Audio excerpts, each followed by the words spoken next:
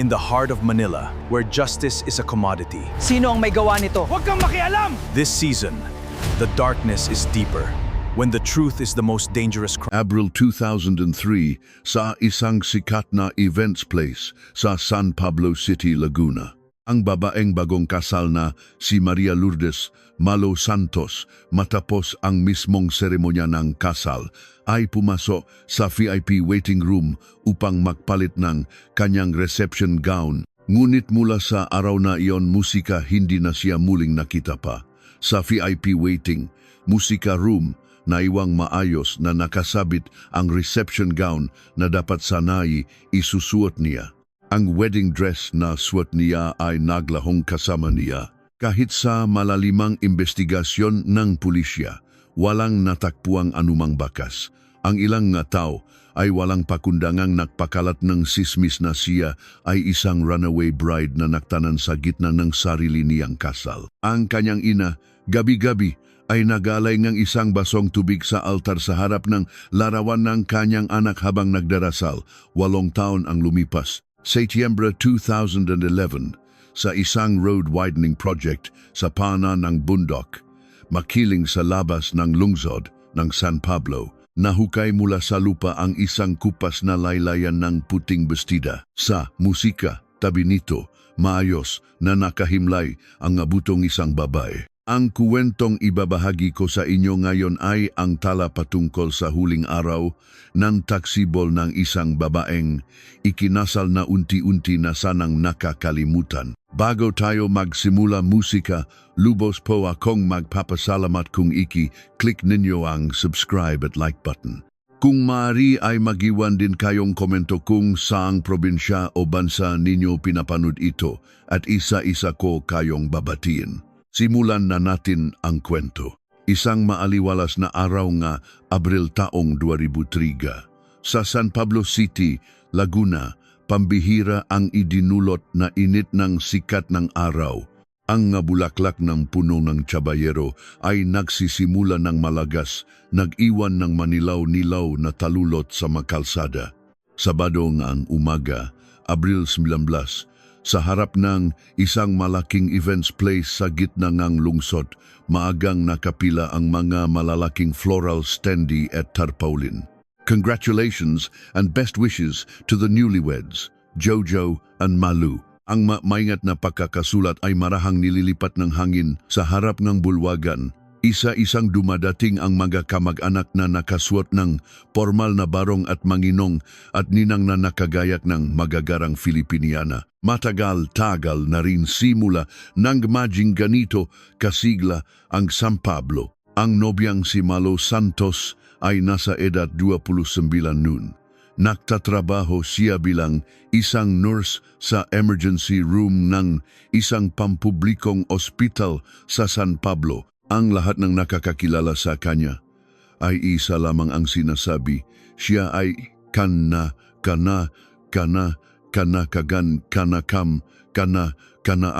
kamay ng mamay sakit na pasyente. Kahit inaabot ng madaling araw sa pag-alaga ng pasyente, kinabukasan ay tutulong pa rin siya sa pagtatanim sa munting bakuran ng kanyang ina. Isang buwan bago ang kasal, may isang inabandonang matandang pasyente na isinugod sa ER. Ibinigay ni Malo ang sarili niyang baon na tanghalian para dito, isang bagay na pinakwentuhan at pinangiti na kanyang makakatrabaho dahil ganun talaga si Malo. Siya naman ay nagkibit-balikat lamang. Ganun ang kanyang natural na pag-ugali. Ang ina ni Malo na si Aling Elena ay palaging nasa tabi ng kanyang inalagaang bunsong anak. Mayroon siyang isang nakatatandang kapatid na lalaki, ngunit madalas sabihin ng ina na ang bunso natin ang kaligayahan ng buhay ko. Sa mismong umaga ng araw ng kasal ni Malu, maagang gumising si Aling Elena upang ayusin at siguraduhing perpekto ang itsura ng kanyang anak.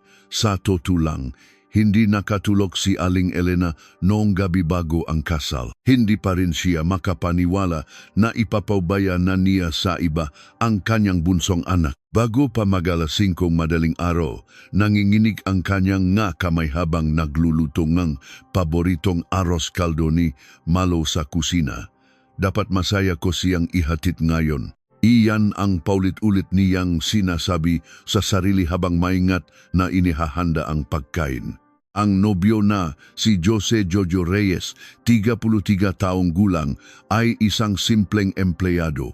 Nagtatrabaho siya bilang tagapamahala ng inventaryo sa isang maliit na kumpanya sa San Pablo. Kilala siya bilang isang seryoso ngunit napakasipag na tao. Nakakilala ang dalawa sa tulong kuya ni Malu na si Danilo. Mula sa kanilang unang pagkikita, wala namang matinding spark o madramang ligawan na naganap. Sila ay nasa puntong kapag magkasama sila, palagay at panatag ang kanilang magalub. Matapos ang halos isang taong relasyon, madaling nakasundo ang dalawang pamilya na ituloy na ito sa kasalan. Alas 11:30 ng umaga nang magsimula ang seremonya, ang katrabaho na nobyo na nagsilbing MC ay kinuha ang mikropono. Tumuktok ang malumanay na musika habang sinisindihan ng mga magulang ang mga kandila sa gilid. Unang pumasok ang nobyo. Ang kanyang makamay na nakaswat ng puting guwantes ay bahagyang nanginginig. Sumunod na pumasok ang nobya, hawak ang kamay ng kanyang ama at dahan-dahang naglakad sa gitna. Tumugtog ang tradisyonal na wedding march. Sa ilalim ng bilong puti, ang mukha ni Malu ay maliwanag na nasisinagan ng mga ilaw. Sa upuan ng mga kamag-anak, panay ang pahit ng panyo ni Aling Elena sa kanyang maluha. Ang nagsilbing pangunahing ninong ay ang mayor ng kanilang bayan na nagbigay ng maikli ngunit nakakapasong mensaheng ng payo. Lumuhod ang dalawa sa harap ng altar. Nagpalitan sila ng nga panata at isinuot ang singsing sa isa't isa. Sa manipis na daliri ni Malu, dahan-dahang isinuot ang singsing na ginto. Umalingaw-ngaw ang palakpakan sa buong venue. Matapos ang grand exit ng bagong kasal, natapos na ang formal na seremonya. Katanghalian na nun, ang sumunod na bahagi ay ang photo session. Nobyo at nobya, mga magulang, mga kamag-anak, mga kaibigan ng nobyo, mga abay ng nobya. Sunod-sunod na kinuhanan ang mag-group photos. Ang kinuha nilang litrahe mula sa isang maliit na studio sa bayan na tinatawag na Sinak Photo Studio. 2 litratista ang dumating para sa kasal. Isang may edad na head photographer at ang kanyang batang assistant. Ang assistant ang may bitbit ng mamabibigat na camera bag, abala sa pag-ayos ng pwesto at pag-oorganisa ng mga tao. Halos walang pumansin sa mukha o presensya ng assistant na iyon noong araw na iyon. Natapos ang huling group photo bandang alas 12:15 ng tanghali. Kumawe si Malu sa kanyang matalik na kaibigang si Bianca at sinabing, "Magpapalit lang akong damit, kita tayo sa reception hall para sa pera dance." Pagkatapos, kasama ang isang event coordinator, nagtungo siya sa VIP waiting room upang magpalit ng kanyang lighter na reception gown. Karaniwan sa mga ganitong kasal, ang pagpapalit ay tumatagal ng 20 hanggang 30 minuto. Tahimik na sumara ang pinto ng waiting room. Lumipat na si Jojo at ang mga nakatatanda sa main reception hall. Sa loob, handa na ang lahat para sa prosperity dance o ang tradisyonal na pagsasabit ng pera. Mahigpit na hawak ng ina ng nobyo ang makapal na sobrang naglalaman ng kanyang regalo. Ngunit lumipas ang 20 minuto, hindi pa rin lumalabas ang nobya. Naging 30 minuto, lumipas ang 40 minuto. Noong una, lahat ay nakangiti pa. Mahirap talagang hubarin ang ganyang kabigat na wedding gown. Maghintay lang tayo, sabi ng ilan. Ngunit nang malapit ng makisang oras at hindi pa rin bumubukas ang pinto ng waiting room, nag-iba na ang sitwasyon. Lumabas ang event coordinator at dumiretso sa reception hall. Kakaiba ang pamumutla at takot sa kanyang mukha. Wala po doon ang nobya. Iyon lang ang sinabi niya. Biglang tumigil ang hangin sa buong hall. Napatayo si Aling Elena, agad ding tumakbo si Jojo. Sumunod ang kuya niyang si Danilo at ang kaibigang si Bianca. Nakdaksaan ang nga tao sa VIP waiting room. Nang buksan nila ang pinto, walang tao sa loob. Sa upuan sa harap ng salamin, naroon ang nakasampay na belo. Ang reception gown na dapat sana'y isusuot niya ay mayos na nakasabit sa hanger at hindi man lang nagalaw. Ngunit ang mismong wedding dress na suot ni Malu ay nawawala kasama niya. Naglahong parang bula ang nobya at ang kanyang kasuotan. Nanginginig ang boses ng event coordinator habang nagpapaliwanag. Bago pa man daw makapagpalit ng damit si Malo, may sumanyas at tumawag sa kanya kaya tumayo siya. Nangyari ito nung sandaling lumabas saglit ang koordinator sa kabilang kwarto para kunin ang mga safety pins. Sabi niya, saglit lang daw po siya, may pupuntahan lang, nanginginig na kwento ng koordinator. Iyon na ang huli, hindi niya nakita kung sino ang kumausap sa nobya. Ang bintana ng waiting room ay nakasara ng maayos. Walang bakas na may nanlaban o kinalatkad at walang palatandaan ng madaliang paktakas. Ang tanging naiwan ay isang baso ng calamansi juice sa maliit na mesa na kalahati ng ubos na ininom ng nobya bago pa magsimula ang kasal. Nakagulo ang buong venue. Namutla ng husto ang nobyong si Jojo. Hindi malaman ng nga kamag-anak ang gagawin. Ipinatawag ng manager ng events place ang lahat ng empleyado. Mula samga janitor hanggang samga parking attendant, walang naiwan. Hinalughog nila ang lahat ng palikuran, rooftop, parking lot at fire exits. Ngunit walang kahit anong bakas ni Malu. Sinuri rin ng manager ang guest list at logbook ng mga pumasok na tagalabas. Ang lahat ng naroon ay mga bisita, staff ng venue at ang dalawang photographer mula sa Sinag Photo Studio. Walang sinuman sa mga empleyado ang nakakita ng kahina-hinalang mukha. Paulit-ulit na tinawagan ng kuyang si Danilo ang Nokia cellphone ng kanyang kapatid. Nagriring ito ngunit walang sumasagot. 5 beses, 10 beses. Nakatayo sa isang pwesto. Paulit-ulit na napapapikit si Danilo habang hawak ang telepono. Ano nangyayari?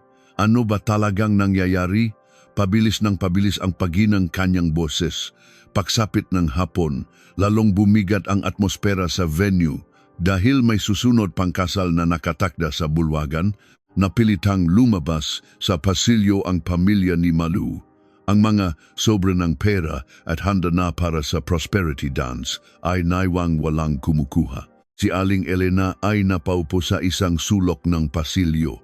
Tinakpan ang mukha ng kanyang kamay. Tahimik na umaalon ang kanyang mabalikat sa pagiya. Nagsimula ng lumubok ang araw. Inikot ng pamilya at ng nobyo ang mga kalapit na partsar, kapehan at mga paboritong tambayan ni Malu. Pumunta sila sa botikang madalas niyang bilhan, pati na sa karinderyang madalas niyang kainan nung tanghalian. Ngunit walang sinuman ang nakakita sa kanya. Ang huling nakakita sa kanya ay ang kanyang kaibigan nung photo session at ang event coordinator. Si Bianca, na nakaupo sa silya, ay paulit-ulit na nagsasalita. Nakangiti pa siya nang pumasok siya. Sabi niya, magpapalit lang siya at makikita kami sa reception. Sinabi niya yun Hindi mabura sa isip ni Bianca ang huling sinabi ng kaibigan. Bandang alas 7 gabi, nakapagdesisyon na si Danilo. Hinawakan niya ang kanyang tuhod at tumayo. Pumunta na tayo sa pulisya. Nang gabing iyon, bumukas ang pinto ng opisina ng CIG, Criminal Investigation and Detection Group, sa San Pablo City Police Station. Tumayo si Danilo sa harap nito. Hawak niya ang isang litrato ng kanyang kapatid na si Malu. Ito ang litratong kuha ni Bianca sa loob ng waiting room bago siya nawala, kung saan nakangiti pa siya ng napakatamis. Hinarap siya ang desk officer. Matagal nitong tinitigan ang litrato ng walang imik, saka tumayo at tinawag ang kanyang senior officer. Si Spompat Roberto Villanueva, isang veteranong investigador. Kahit off-duty siya ng gabing iyon, pakarinig sa ulat, agad siyang pumunta sa istasyon. Nawala ang nobya sa gitna mismo ng kasal.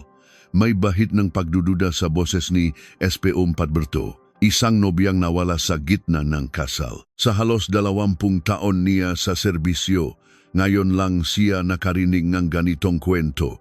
Ngunit nang magtama ang paningin nila ni Danilo, nawala ang pagdududang iyon, ang gusot na barong, namumulang mga mata, nanginginig na mga daliri, Hindi ito mukha ng isang taong gumagawa ng kwento. Hindi po ganong klaseng babae si Malo. Hindi niya po gagawin yun, sir. Basak ang boses ni Danilo. Tahimik na tiningnan siya ni Berto at marahang kinuha ang litrato. Ang mukha ng isang babaeng masayang nakangiti.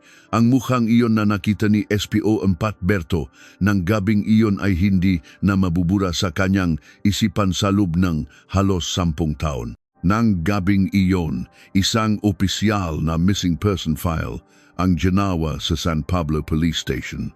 Maikli at direkta ang pamagat ng kaso. Abril 19, 2003, San Pablo Events Place Bride Disappearance Case. Ang magaregalong sobre, ang walang taong upuan sa waiting room, ang maayos na nakasampay na belo at ang naglahong wedding gown. Walang sinuman ang nakakaalam kung ano ang nangyari.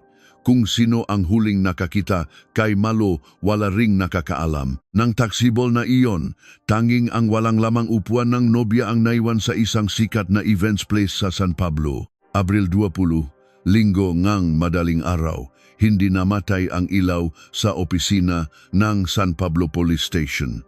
Nakaupo si SPO4 Berto sa kanyang mesa, muling binabasa ang report na isinulat kagabi. Sa edad na 46 at 18 taon bilang homicide at missing persons investigator, sanay na siya sa mga karumal-dumal na krimen at hindi na nagbabago ang kanyang ekspresyon. Ngunit ang kaisa-isang litrato ni Malo na iniwan ni Danilo kagabi ay paulit-ulit niyang hinahawakan at ibinababa bago sa kanya ang kasong ito. Nawala sa kalagitnaan ng kasal, bukas ang isip ni Berto sa lahat ng posibilidad. Una, kusang umalis ang nobya. Pangalawa, may tumangay sa kanya. Pangatlo, na aksidente o may masamang nangyari sa kanya. Alin man dito, hindi nila kakampi ang oras. Pinaimbestigahan agad ni Berto sa kanyang junior na pulis ang lahat ng taong naroon sa araw na iyon. Ang unang ipinatawag ay ang nobyong si Jojo, ang asawa ng nawawalang nobya. Sa estadistika, siya ang unang dapat pagdudahan. Pumasok si Jojo sa istasyon na parang hindi nakatulog kahit isang minuto. Suot pa rin niya ang itim na pantalon at ang puting long sleeves niya ay lukot na lukot. Pagkaupo niya, tinakpan niya ang kanyang mukha ng 2 kamay. Wala po talaga akong alam. Kalmadong inobserbahan siya ni Berto. Nasa itaas ng stage si Jojo mula simula hanggang matapos ang seremonya at napaliligiran siya ng mga bisita habang kinukuhanan ng litrato. Matapos lumipat sa reception hall, nakaupo lang siya kasamang mamagulang. Malinaw ang kanyang alibi. Kahit sino sa halos 150 bisita ay pwedeng tumestigo para sa kanya. Gayunpaman, hindi pinalampas ni Berto ang formal na tanong, paano napondohan ang kasal? May utang ba sila? May pinag-awayan ba sila bago ang kasal? Kalmadong sinagot ni Jojo ang lahat. Ang kanilang ipon at tulong, mga magulang ang ginamit sa pagbili ng maliit na bahay. Wala raw silang pinag-awayan habang nakahanda sa kasal. Mas kalmado pa nga si Malo kaysa sa akin, ako pa yung laging excited. Walang bahit ng kasinungalingan sa kanyang boses. Tumayo si Berto at tumingin sa labas ng bintana. Umaambon. Kahapon lang ay napakaganda ng sikat ng araw. Sumunod na kinausap ang pamilya ni Malo, si Kuya Danilo at Aling Elena. Pareho lang ang paulit-ulit nilang sinasabi. Hinding-hindi raw magtatanan si Malo. Hindi makapagsalita si Aling Elena. Nakatakip lang ang makamay sa bibig habang nanginginig ang magabalikat. Napabuntong hininga na lang si Berto at inalok ng mainit na kape ang matanda. Mula kay Danilo, may lumabas na kakaibang impormasyon. 2 linggo bago ang kasal, nahihirapang matulog si Malo. Noong una, inakala nilang pre-wedding jitters lang ito, ngunit nitong nga nakaraang araw, nabanggit nitong pakiramdam niya may palaging nakatingin at sumusunod sa kanya. Ano pong ibig sabihin nun? Ano mismong sinabi ni Malo? Bahagyang lumapit si Berto.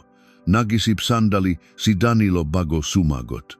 Kapag umuwi raw siya galing ospital, Pakiramdam niya may sumusunod sa kanya mula sa malayo. Pero pag lumingon naman siya, wala namang tao. Akala namin dahil lang sa pagod sa ER. Isinulat ng mayos ni Berto ang detalyeng ito sa kanyang notebook. Baka ito na ang pinakamahalagang linya. Sumunod ay ang matalik na kaibigang si Bianca. Isa siya sa huling nakakita kay Malo. Sinabi ni Bianca na nakasalubong sila sa pasilyo. Magbibihis lang ako, kita tayo sa reception. Umiyak na kwento ni Bianca. Bigla siyang may naalala. Bago pumasok si Malu sa waiting room, may isang taong panandaliang tumawag dito.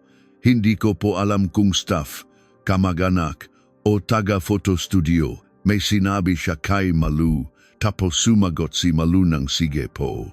Isinulat muli ito ni Berto. May tumawag. Ngunit hindi nakita ni Bianca ang mukha ng tao dahil nakatalikod ito. Ang tanging naalala niya ay hindi gaanong katangkaran ng lalaki. Muling ipinatawag ang event coordinator. Inulit niya ang kanyang salaysay. Bago magbihis si Malo, may nagbigay ng mensahe kaya ito tumayo. Nangyari iyon habang kumukuha siyang safety pins sa kabilang kwarto. Wala siyang nakitang anumang bakas bukod sa sinabi ni Malo na saglit lang ako. Maging ang manager, janitor, parking boy at taga sound system ay isinailalim sa investigasyon. Walang nakakita na lumabas si Malu. May tao sa front door, back door at parking lot. Ngunit walang nakakita sa isang babaeng naka-wedding gown.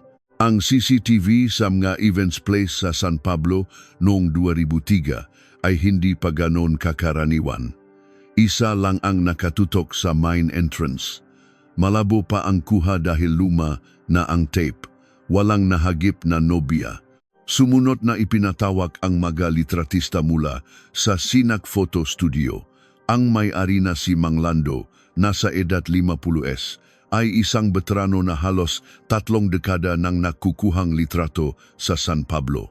Detalyado niyang isinalaysay ang kanyang schedule. Dumating siya 1 oras bago ang kasal, kumuhang litrato at nagayos ng gamit para bumalik sa studio. Matapos ang huling picture, sinabi niya kay Malu, "Ang gaganda po ang kuha natin, ma'am, at iyon na ang huli." Wala siyang masyadong masabi tungkol sa kanyang asistan, 1 taon pa lang daw itong naktatrabaho. Nabanggit lang ni Mang Lando na habang nagayos silang gamit, nagpaalam saglit ang asistan para mag-CR. Hindi niya naalala kung gaano katagal. Mga 10 minuto siguro. Hula niya. Isinulat ito ni Berto. Ngunit maraming tao ang nagpabalik-balik sa venue noong araw na iyon na nag-chair. Nanigarilyo sa labas, kumuha ng gamit sa kotse. Walang sapat na ebidensya para pagdudahan ang sinuman. Ang pangalan ng assistant ay naiwang malabo sa isang gilid ng notebook ni Berto. Kinausap din ng hiwalay ang assistant. Siya ay 28 taong gulang. May napakasimpleng mukha. Kalmado niyang sinagot ang matanong. Tumulong siya sa pictures, nag-ayos ng gamit, pumunta saglit sa CR at pagkatapos ay palaging kasama na niya si Mang Lando. Tinitigan siya sa mata ni Berto. Walang kaba o takot sa kanyang ekspresyon. Walang sinuman sa venue ang nakakita sa kanyang pumunta sa waiting room. Walang makapagpatunay kung nasaan siya sa 10 minutong iyon, ngunit wala ring nakakita sa kanya sa kahina-hinalang lugar. Napilitan si Bertong pauwiin siya. Ipinatawag din ang driver ng bridal car. Hihintayin sana niya ang bagong kasal para ihatid sila sa hotel, pero nanatili lang siya sa loob ng sasakyan sa parking lot ng 2 oras. Pareho ang salaysay niya sa iba pang driver na naroon. Bumalik si Berto sa opisina ng gabing iyon. Matagal na tinitigan ang mga papeles sa mesa. Napakaraming pwedeng pagdudahan, pero walang matibay na ebidensya. Lahat ay may alibi at mukhang nagsasabi ng totoo. Hiningi rin nila ang phone records ni Malu sa telecommunications company. Ang huling signal ay mula sa cell site, malapit sa events place. 10 minuto matapos ang kasal, biglang namatay ang telepono o nawala ng signal. Mula noon, hindi na ito na-trace pa. Walang kakaiba sa kanyang call logs. Mga simpleng usapan lang kina Jojo, Aling Elena, Bianca at mga katrabaho. Kinausap din ang mga kasamahan niya sa ER ng San Pablo District Hospital. Wala ring napansing kakaiba ang kanyang makatrabaho. Walang kilalang may lihim na pagnanasa kay Malu, ngunit may naalala ang isang nurse. Isang linggo bago ang kasal, isang dating pasyente ang bumisita sa ER at hinanap si Malu at tila nagulat at natakot si Malu nang makita ito. Hindi matandaan ng katrabaho kung sino ang pasyente. Dating na confine dito yun. Paano niya kaya nalaman na ikakasal si Malu? Isinulat ulit ito ni Berto. Ngunit para malaman kung sino ito, kailangan nilang halukayin ang dandang logbook ng ospital. Isa pa, ang pagbisita lang ay hindi sapat para maging suspek ang isang tao. Nawala na naman ang lead. Habang tumatagal ang investigasyon, nagsimulang kumalat ang masasamang tsismis. Sa mga kanto ng San Pablo, pinag-usapan na nagbago raw ang isip ng nobya at naktanan. Sa isang lokal na tabloid, pagkaraan ng isang buwan, lumabas ang headline, "Nobya, naglaho sa kasal, naktanan o kinidnap." Nakasulat pa sa artikulo na marami na raw kaso ng nobyang sadyang tinatakasan ang responsibilidad. Pumunta ang pamilya sa opisina ng diaryo.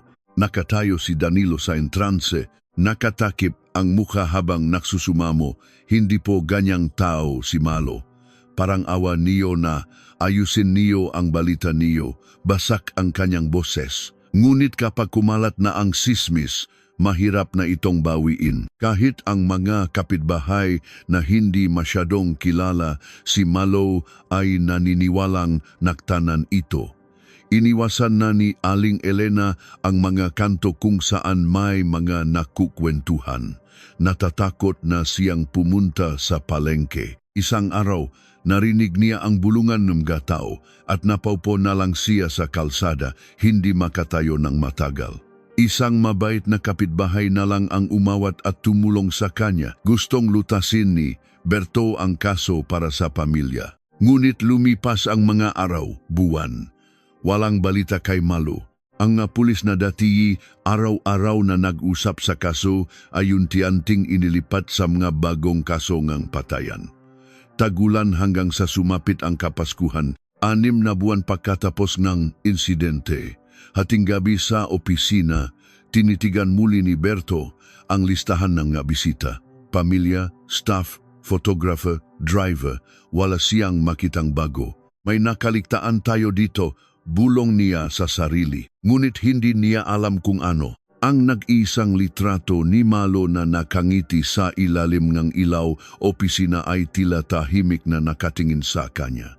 Sa masang iyon ng San Pablo Police Station, unti-unting naging cold case ang kaso ni Malo. Nang lumalim ang taglamig at pumasok ang bagong taon, natabunan na ang file ni Malo sa loob ng filing cabinet. Ngunit hindi ito nakalimutan ni SP4 Berto. Tuwing bubuksan niya ang cabinet, hinahawakan niya ang folder. Sa lumang bahay naman ni Aling Elena, bago mag-alas 5 madaling araw, naglalagay siyang isang malinis na basong tubig sa kanyang altar. Sa gilid ng altar ay ang nakaparaming litrato ng kasal ni Malo. Kahit nasaan ka man Malo, sana hindi ka giniginaw. Hihintayin ka ni nanay, iyan ang araw-araw niyang panalangin. Hindi ginagalaw ni Aling Elena ang kwarto ni Malo. Ang mga balpen sa mesa, damit sa aparador at ang teddy bear sa kama ay eksakto kung paano ito iniwan. Nililinis niya ito linggo-linggo at ibinabalik sa tamang pwesto para kapag umuwi si Malu, makikilala niya pa ang kanyang kwarto. Kapag may nakikitang babaeng kamukha ni Malu na may maikling buhok mula sa likod, natitigilan ang ina at madalas ay umuuwi na lang ng hindi nakakabili sa palengke. Nag-resign na si Danilo sa trabaho para hanapin ang kapatid sa buong Pilipinas. Mula San Pablo hanggang Lucena, Batangas at kahit sa Maynila, kapag may nagsabing nakita si Malu sa Cubao, aalis siya ng gabing iyon papuntang Maynila. Kapag sinabing nasa Baclaran, pupunta siya dun. Ngunit puro likot lang ng nga taong kahawig nito ang nakikita niya. Umuwi siyang blanco ang isip habang nakasandal sa bintana ng bus. Hindi lang ang pamilya ang nagdusa. Ang nobyong si Jojo ay hindi na kailanman nag-asawa. Ang bahay na binili nila ay naiwang bakante dahil hindi niya kayang tumira roon mag-isa. Ibinenta niya ito at ibinalik ang magagamit sa kanyang nga magulang. Kapag sinasabihan siya ng nga katrabaho na mag-move on na, ngumingiti lang siya ng tipit. Tuwing sasapit ang Abril 19, nagle-leave siya sa trabaho at pumupunta sa isang maliit na kapilya sa San Pablo para magdasal. Tanging ritual niya ito. Paglabas ni kapilya, tinitignan niya ang litrato nila ni Malo sa waiting room. Ang mukha ni Malo sa likod ng belo, ibabalik niya ito sa kanyang pitaka. Iyon na ang huling memorya nila, pati si Bianca, taon-taon ay binibisita ang pasilyo ng events place. Nagiwan siya ng isang puting rosas sa sulok at tumatayo roon ng matagal. Kaibigan daw yan ng nobyang nawala, bulungan ng nga staff. Minsan may masumbong sa pulisya.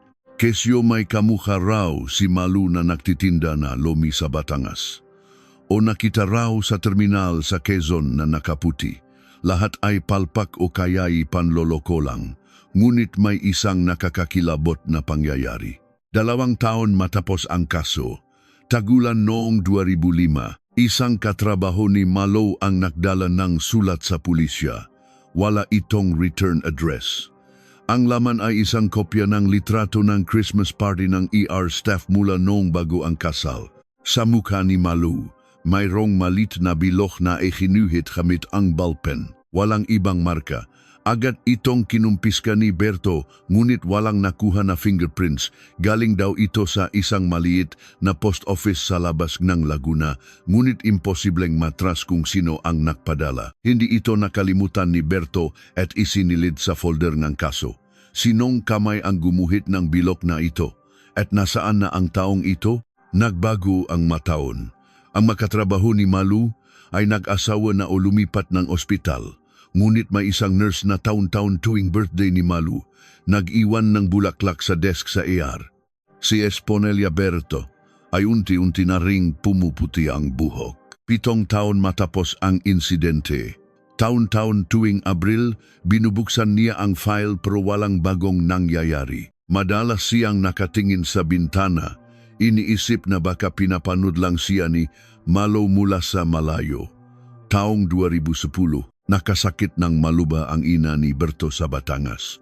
Nagdesisyon siyang mag-early retirement para alagaan ito kahit may ilang taon pa siya bago ang mandatory retirement. Higit 20 taon siya sa serbisyo bago siya umalis. Kinumpol niya ang lahat ng ebidensya ng kaso ni Malu. Floor plan, guest list, phone records, pictures at ang litrato na may bilog sa muka. Sa unang pahina, isinulat niya gamit ang sariling kamay. Hindi pa tapos ang kasong ito. Sa huling araw niya, nakipagkamay siya sa lahat ng pulis. Tinawag niya ang kanyang pinaka-katiwalaang junior, si Police Inspector P. Inspe Mark Alcantara. 42 taong gulang na si Mark, tahimik pro parang asong ulol na hindi bibitiw sa kaso kapag nakagat na niya. Binigay ni Berto ang makapal na folder sa ibabaw ng mesa. Mark, ikaw na sana ang lumutas nito. Kalmado ang boses ni Berto, pero ramdam ang bigat nito. Tinitigan ni Mark ang folder at hinawakan ng 2 kamay. Gagawin ko po ang lahat ng makakaya ko, sir. Iyon lang ang sinabi niya. Nang gabing iyon, naglakad pauwi si Berto, tinatangay ng hangin ang kanyang barong. Huling araw na niya bilang isang pulis. Mula noon, nasa ibabaw ng mesa ni Mark ang folder. Araw-araw niya itong binabasa at hinahawakan ang nota na hindi patapos ang kasong ito. Iniugnay niya ang nga ebidensya. Nobyang nawala, tawag ng isang lalaking hindi katangkaran, dating pasyente, ang 10 minutong kawalan ng alibi at ang litratong may bilog. Ngunit mahirap hanapin ang koneksyon sa loob ng 8 taon. Ngunit nangyari ang hindi inaasahan.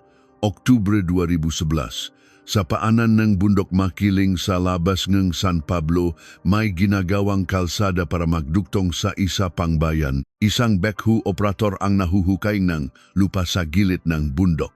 Sa isang pakayot ng backhoe, may lumabas na pira-pirasong puting tela mula sa lupa. Pinatay ng operator ang makina. Nang lapitan niya, nakita niya ang isang kupas na puting bestida na gawa sa seda. At sa tabi nito, ang natitirang gabutong isang tao. Napatakip siya sa bibig at agad tumawag na pulisya.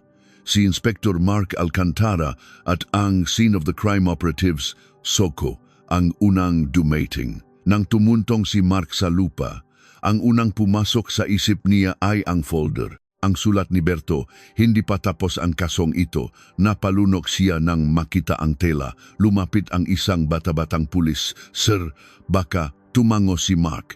Ay kordon ang area. Baka ito na ang kaso. Dumating ang mga forensic expert kinahapunan. Nilinis nila ang lupa. Nakita ang bungo at mga buto ng tao.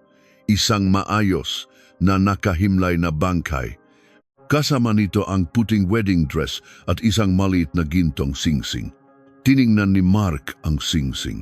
Sa loob nito may ukit. Me, April 12, 2013. Nang ginigang kamay ni Mark. Agad siyang nagradyo sa istasyon. Positibo sa kaso noong 2013. Ay contact ang pamilya. Dumating si Mark sa lumang bahay nina Aling Elena at Danilo noong hapon na iyon. Pagkakita pa lang sa mukha ng investigador, napahigpit ang hawak ni Aling Elena sa kanyang damit. Pinaupo sila ni Mark sa papak sa labas at marahang nagpaliwanag. Hindi pa po kumpirmado ang DNA, pero may nahukay po sa paanan ng Makiling. May kasama pong wedding dress at singsing na may petsang the 19th of April 2003. Bumaksak ang balikat ni Aling Elena. Matagal siyang walang kibo, nakatakip ang mukha at saka lumabas ang isang matinding hagulgol na bumiya sa katahimikan ng hapon. Hinagot ni Danilo ang likod ng kanyang ina habang tumutulo rin ang malalaking luha sa kanyang mata. Ang anak ko, ang maloko, mag-isa lang pala siya sa bundok na yun, sigaw ng ina. Kinabukasan, nagsimula ang DNA testing. Nagbigay ng swab sample sina Aling Elena at Danilo. Positibo, si Malo nga iyon. Ang ikinamatay niya, ayon sa Soko, ay malakas na pagpalo ng isang matigas na bagay, blunt force trauma, sa likod ng bungo. Ipinakita nito na bago siya ibaon, nakaranas siya ng karumal-dumal na sinapit, 8 taon at kalahati ang lumipas. Dito na nagkaroon ng closure ang pamilya, hindi naktanan ang anak nila. Tinapos niya ang kasal at naging biktima ng krimen ng walang kalaban-laban. Inalis na ni Aling Elena ang basong tubig sa altar. Pinalitan itong isang puting rosas. Nakarating ang balita kay retiradong SPO 4 Berto sa Batangas. Umupo siya sa labas ng bahay nila ng matagal. Kinuha niya sa pitaka ang kopya ng litrato ni Malo na nakangiti. Nakauwi ka na rin, Malo, nanginginig niyang sabi. Patawad kung nahuli ako. Nagsimula na ang totoong paghahanap sa salarin. Binuo ni Mark ang isang task force. Tiningnan nila uli ang report. Unang hakbang, mag-interview sa paligid ng Makiling. Ang lugar ay hindi masyadong dinadaanan ng tao nun. Sa pagtatanong sa mga matatanda, may nagsabi, nung 2003, may nakita akong puting L300 FB fan na umakyat diyan kahit hindi pa gawa yung daan. Ang isa naman ay may nakitang lalaking may bitbit na camera bag pero hindi matandaan ang mukha. L300 fan at camera bag. Nakdikit ang masalita sa isip ni Mark. Pangalawang hakbang, salain muli ang lupa sa crime scene. Sa ikalimang araw ng paghahanap ng Soko, may nakuhang maliit na piraso ng plastik. Isang name card holder, kupas at kulay abo. May maletrang halos mabura na. S na Photostu o Sinag Photo Studio. Ang studio na kinuha para sa kasal. Tiningnan ni Mark ang folder, assistant photographer. Nawalan ng 10 minuto habang nagliligpit walang alibi. Tinawagan ni Mark ang may-ari ng studio na si Mang Lando, pero nakasara na pala ang shop noong 2005. Pinuntahan niya si Mang Lando na ngayon ay puting-puti na ang buhok at nasa edad 60 na. Nang tanungin tungkol sa assistant, napapikit si Mang Lando, "Yung bata ko, 2 buwan matapos ang kasal na yun, bigla na lang nag-resign. Umuwi raw siya ng probinsya sa Quezon." "Ano pong pangalan niya?" tanong ni Mark. Carlos di Makulangan, sagot ni Mang Lando. Nang marinig ito, naisip agad ni Mark na baka may koneksyon ito sa buhay ni Malu. Nag-request siyang logbook ng pasyente sa San Pablo District Hospital mula pa noong 1999. Nang dumating ang kahon-kahong records, hinanap niya ang pangalan at doon niya nakita. July 17, 1999. Pasyente, Carlos di Maculangan. Duty nurse, Maria Lourdes Santos. Nanlumo si Mark, ang assistant photographer at ang pasyente. Iisang tao. Ito pala yung pasyenteng dumalaw 1 linggo bago ang kasal na ikinatakot ni Malu. At siya rin ang malamang na nagpadala ng litratong may bilog ang mukha. Sa notebook ni Berto na hindi patapos ang kasong ito, isinulat ni Mark sa tabi nito, "Ngayon, kailangan na natin siyang hanapin." Agad tinunton ni Inspector Mark si Carlos di Maculangan. Lumipat siya mula San Pablo papuntang probinsyang Quezon at ngayon ay nasa isang liblib na bayan sa Mauban. Nagtatrabaho siya bilang tindero sa isang maliit na grocery store. Wala siyang asawa, walang kaibigan, at tahimik ang naging buhay. Kinabukasan ng umaga, pumunta sina Mark kasama ang ilang operatiba sa Mauban, Quezon. Sa tabi ang munisipyo, naroon ang grocery store na may karatula ang fresh vegetables. Pumasok si Mark. Si Carlos, nasa edad 36 na, mukhang pagod at maagang tumanda ang hitsura. Nag-ayos siya ng madalata. Tinitigan niya ng matagal ang mga pulis, saka inilapag ang kahon ng sardinas. "Inaasahan ko nang darating kayo," kalmadong sabi niya. Walang takot, walang gulat. Dahan-dahan niyang hinubad ang kanyang apron at ipinatong sa counter, saka pinagsalikop ang kanyang nga kamay sa likuran. Hindi siya nanlaban. Habang pabalik sila sa San Pablo lulan ng sasakyan ng pulisya, nakatingin lang siya sa labas sa mga palayan ng Quezon. 8 taon kong hinintay ang araw na to. May halong ng pagsisisi at pagtanggap ang kanyang boses. Sa interrogasyon Room NG, San Pablo Police Station, ikinuwento ni Carlos ang lahat. Hulyo 1999, noong 24 taong gulang siya, na-aksidente siya habang nagmamaneo ng tricycle. Nabalian siyang binti at na-confine ng 1 buwan. Si Malu ang naka-duty tuwing gabi. Palagi siyang binibigyan ni Malu ng tubig at mainit na sabaw kapag hindi siya makatulog sa sakit. Inalagaan siya nito gaya ng ibang pasyente. Dahil ulila at lumaking walang nakmamahal, binigyan ng malisya ni Carlos ang simpleng kabaitan ni Malu. Naging obses siya, naging assistant siya sa photo studio kasi iyon lang ang nakita niyang trabaho. Hanggang sa nagkataon na naging kliyente ng studio ang kasal ni Malu. 1 linggo bago ang kasal, hinarang niya si Malu sa labas ng ospital at binati. Nakita niya sa mukha ni Malu ang takot, kaya lumayo ang nobya. At noong Abril 19, 2003, dumating ang arong kasal. Nang papunta si Malu sa waiting room, kinuha ni Carlos ang susi, nebeting Letrescence FB Van Nem Studio at ipinarada sa likod ng events place. Pag-alis ng coordinator, kumatok siya sa pinto at sinabi ang pinakamasamang kasinungalingan. "Ma'am, hali kayo sa labas, nahimatay po ang nanay ninyo." Sa sobrang taranta, lumabas si Malu ng naka-wedding dress at sumakay sa van ni Carlos. Dinala niya si Malu sa paanan ng bundok Makiling. Nang mapagtanto ni Malu ang nangyayari, tinangka nitong tumakas ngunit madulas at matarik ang bundok. Gamit ang mabigat na tripod na kamera, pinalo niya si Malu sa likod na ulo. Gamit ang palamula sa van, inilibing niya ito. Hindi niya namalayan na nalaglag ang plastic name card holder niya sa lupa. Bumalik siya at nagpanggap na nag-CR lang. 2 taon makalipas, ipinadala niya ang litratong may bilog. Bakit? Gusto ko lang pong may makaalam na hindi ko siya nakakalimutan. Isang baluktot at makasariling pag-isip ng isang mamamatay tao. Dahil ang kasong murder sa Pilipinas, prescriptive period, ay umabot ng 20 taon bago mapaso, pasok pa rin ang kaso ni Carlos. Kinasuhan siyang murder sa korte. Inamin niya ang lahat. Ako po ang gumawa. Kasalanan ko po, paulit-ulit niyang sabi. Sa loob ng korte, tahimik na nakatingin si Aling Elena sa likod ng salarin. Ang hatol, reclusion perpetua, habang buhay na pagkabilanggo. Bago siya isakay sa van ng BJMP, Bureau of Jail Management and Penology, nagsalita si Aling Elena sa likuran niya.